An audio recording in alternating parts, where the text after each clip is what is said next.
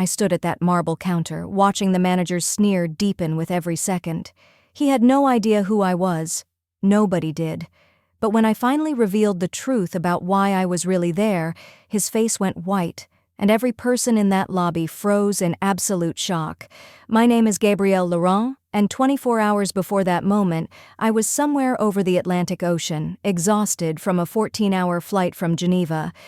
I'd spent the last 3 days in back-to-back pharmaceutical conferences, discussing drug patents and distribution agreements. My feet ached, my hair was pulled into a simple bun, and I wore what I always wear when I travel: comfortable jeans, a plain black sweater, and sneakers. No diamonds, no designer bags, just me, carrying a worn leather travel bag that had seen better days. When I finally pushed through the revolving doors of the Meridian Grand Hotel in Manhattan, all I wanted was a hot shower and a bed. The lobby stretched before me like a palace. Crystal chandeliers catching the afternoon light, marble floors polished to mirrors, and wealthy guests draped in luxury brands moving through the space like they owned it. The air smelled of expensive perfume and fresh orchids. I'd been here before, years ago, but never as just another guest walking through the door. I approached the check-in desk where a young woman named Dana sat scrolling through her phone. She barely glanced up when I cleared my throat. "Checking in," I said quietly, offering a tired smile. "Reservation under Laurent." She sighed like I'd interrupted something important, slowly reaching for her keyboard. Her eyes flickered over me, taking in my casual clothes, my lack of jewelry, the fatigue on my face. I saw the judgment cross her features, subtle but unmistakable. "ID and credit card," she said flatly, no warmth in her voice whatsoever. I slid both across the counter. She examined my credit card like it might be fake, holding it up to the light. "This is for a deluxe king room. That's $800 per night." Her tone carried an unspoken question. "Are you sure you can afford this?" "I'm aware," I replied calmly. "I made the reservation 3 weeks ago." She typed slowly, frowning at her screen. I'm showing the reservation, but..." She trailed off, and I felt my patience beginning to thin. But I'd learned long ago that staying calm in the face of disrespect often revealed more about others than any confrontation ever could. That's when he appeared. Lawrence Cunningham, the hotel manager, emerged from a back office like he'd been summoned by some silent alarm. Mid-50s, silver hair slicked back, wearing a suit that probably cost more than most people's monthly rent. He had the kind of condescending smile that wealthy men perfect over decades of looking down at people. "Is there a problem, Dana?" His eyes swept over me, and I watched his expression harden almost imperceptibly. "Just processing this reservation, sir," Dana said, suddenly nervous. Lawrence leaned over the counter, studying the screen, then studying me. "Ms. Laurent," he said, pronouncing my name with exaggerated care, "I see you've booked our Deluxe King. That's quite an expensive room." He paused, letting the implication hang in the air. "Are you certain this reservation was made correctly? Sometimes there are mistakes with online bookings." The insult was wrapped in courtesy, but it was an insult nonetheless. Around us, other guests were beginning to notice. A couple in designer athletic wear slowed their walk to the elevator. A businessman lowered his newspaper. The lobby, which had been filled with ambient noise, seemed to quiet. "There's no mistake," I said evenly. "I have a confirmation email if you'd like to see it." Lawrence's smile tightened. "It's just unusual. We need to verify that the credit card is legitimate. In fact, we've had issues recently with fraudulent bookings." He said fraudulent loud enough for nearby guests to hear. "People using stolen cards, that sort of thing. You understand, I'm sure." My heart was pounding, but my face remained calm.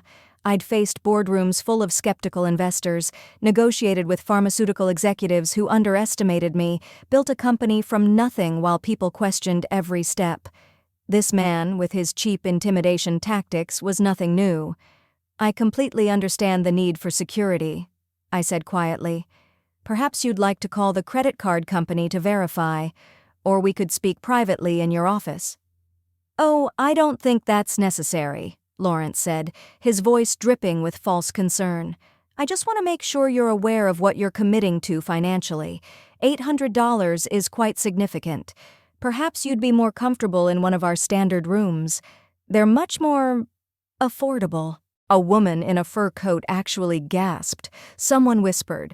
I felt the weight of every eye in that lobby pressing down on me, watching this public humiliation unfold. Lawrence had made his judgment based on nothing more than how I looked, and now he was making sure everyone witnessed his assessment. "Sir," I said, my voice steady despite the rage building inside me, "I have a valid reservation and a valid credit card. If there's a genuine concern about fraud, I'm happy to provide additional verification. But if this is about something else, I'd like you to say it clearly." His face flushed red. "I don't appreciate your tone. Dana, call security. Let's have them verify this woman's credentials before we proceed." That's when something inside me shifted. I'd been willing to let this play out quietly, to check in and address the issue through proper channels later, but he'd crossed a line. The security guard approaching from across the lobby, the guests now openly staring and filming on their phones, the humiliation designed to break my dignity, it was too much. I pulled out my phone. "Excuse me one moment," I said. Lawrence smirked, clearly thinking I was bluffing, that I'd back down. I dialed a number I rarely used, one that connected directly to someone who mattered. "Yes, it's me," I said calmly into the phone. "I'm at the Meridian Grand in Manhattan. We have a situation at check-in that requires your immediate attention." I paused, listening. "No, I'm fine, but I think corporate needs to hear about this. I'll wait." I lowered the phone. The security guard had stopped a few feet away, uncertain. Lawrence's smirk wavered but didn't disappear. "Ma'am, making false calls won't change the situation. I suggest you leave before—" His phone rang. The desk phone, shrill and insistent. Dana picked it up, her eyes widening. "It's the regional director for you, Mr. Cunningham." I watched his face change as he took the call, stepping a few feet away. I couldn't hear the conversation, but I could read his body language, the stiffening spine, the nervous glance in my direction, the way his free hand moved to loosen his collar. When he returned to the desk, there was sweat on his forehead. "There's been a misunderstanding," he said carefully. "Ms. Laurent, if you'll allow me to personally escort you to your room—" "No," I said simply. The word hung in the air. "I think you should make another call first. Try the owner's office directly. Ask them about the board meeting scheduled for tomorrow morning." The color drained from his face. Dana looked between us, confused. The guests were practically leaning over each other to hear. Lawrence's hands trembled as he retreated to his office, and I stood alone in that lobby, all eyes on me, whispers spreading like wildfire. Do you know what that moment felt like? Standing there, knowing the truth was about to detonate but unable to rush it, it felt like justice taking a very deep breath. I didn't grow up with money. My mother cleaned hotel rooms. Actually, she cleaned rooms in this very chain, just a different city. She'd come home exhausted, her hands raw from chemicals, and she'd tell me that every guest deserved respect because you never knew what battles they were fighting. I became a pharmaceutical researcher, spent 15 years developing a breakthrough treatment for a rare childhood disease that affects thousands of kids every year. When my company went public, I became wealthy beyond anything I'd imagined, but I never forgot where I came from, and I never forgot my mother's words. That's why I don't wear my wealth like a costume. That's why I invest anonymously in causes that matter. And that's why, 3 years ago, I quietly joined the board of the Meridian Hotel Group, using my resources to help expand their charitable partnerships while remaining behind the scenes. Lawrence emerged from his office looking like he'd seen a ghost. His swagger was gone, replaced by trembling hands and a face pale as the marble beneath our feet. "Ms. Laurent," he stammered, "I had no idea. I sincerely apologize for any—" "Any what?" I asked quietly. "Any discrimination? Any public humiliation? Any assumption about my worth based on how I look?" The lobby was dead silent now. Even the fountain seemed to have stopped bubbling. "I want to upgrade you immediately," he continued desperately. "The presidential suite, completely complimentary. Anything you need—" "I'll take the room I reserved," I said firmly. "Nothing more, nothing less. That's all I ever wanted." But I wasn't done, not even close, because as Lawrence stood there sweating, Dana spoke up, her voice shaking.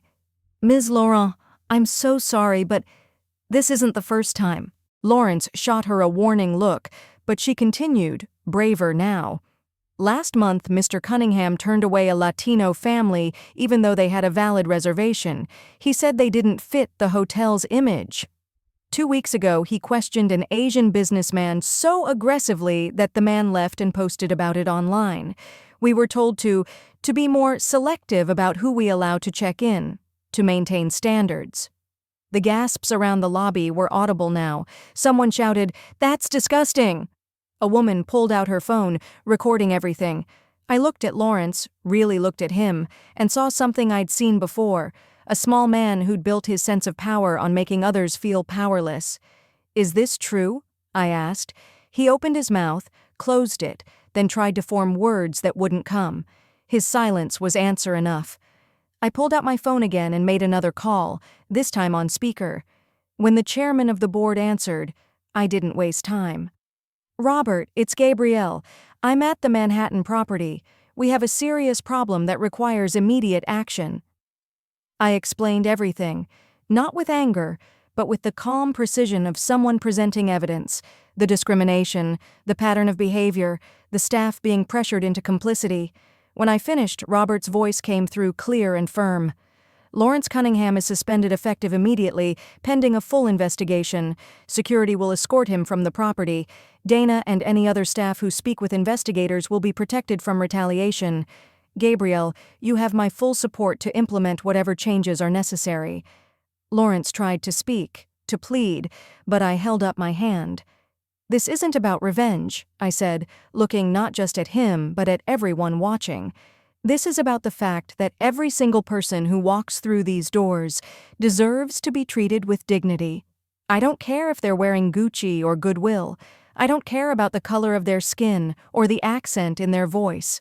Respect isn't something you should have to earn by proving your bank account balance." I turned to the crowd that had gathered. "My mother cleaned hotel rooms for 20 years.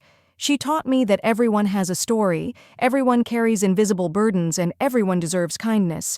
I built a pharmaceutical company worth billions, but that doesn't make me more valuable than she was when she was scrubbing toilets. Money reveals character, it doesn't create it." An elderly woman approached me, tears in her eyes. "Thank you," she whispered. "My grandson faces this everywhere he goes. People see a young black man and make assumptions. Seeing you stand up like this, it matters." Others came forward. A young couple apologized for standing by silently. A businessman admitted he'd witnessed the discrimination Dana mentioned, but said nothing out of cowardice. Their confessions filled the lobby, and I realized this moment had become bigger than my own humiliation. It had become a mirror, forcing everyone to examine their own complicity. Security escorted Lawrence out. The man who'd tried to throw me out was now being removed himself, the role reversal so perfect it felt like a movie. As he passed, he made one final attempt at an apology. "Ms. Laurent, I hope you can understand I was just trying to protect the hotel's reputation." "No," I interrupted. "You were protecting your prejudices. I hope you learn from this. I hope you learn that respect isn't determined by appearance or assumptions. Everyone deserves dignity. Everyone." He left without another word, and the lobby erupted in applause. It felt surreal, overwhelming, and oddly hollow. I didn't want applause. I wanted change. That night, I sat in my original $800 room and reviewed files on all 47 hotels in the Meridian chain. I read customer complaints, staff reports, and satisfaction surveys. The Manhattan property had the worst ratings for customer service, and now I understood why. But other locations showed concerning patterns too: subtle discrimination, unconscious bias, staff who'd learned to judge guests by superficial markers of wealth. Over the next 3 months, I worked with the board to overhaul everything. We implemented mandatory bias training for all staff. We created secret shopper programs with diverse participants. We revised hiring practices to prioritize diversity in management positions. We established clear consequences for discrimination and protected channels for staff to report concerns without fear. The results were remarkable. Customer satisfaction across the chain increased by 40%. Staff retention improved. Revenue actually went up as word spread that Meridian was serious about treating every guest with respect. The business case for human decency proved itself. As for Lawrence, he never worked in hospitality again. His behavior became a cautionary tale, his name synonymous with the kind of prejudice that has no place in modern business. I didn't take pleasure in his downfall, but I didn't mourn it either.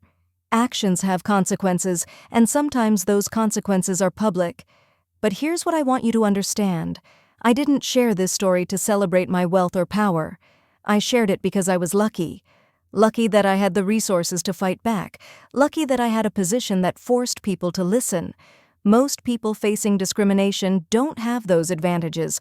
Most people are dismissed and humiliated with no recourse, no viral moment, no justice.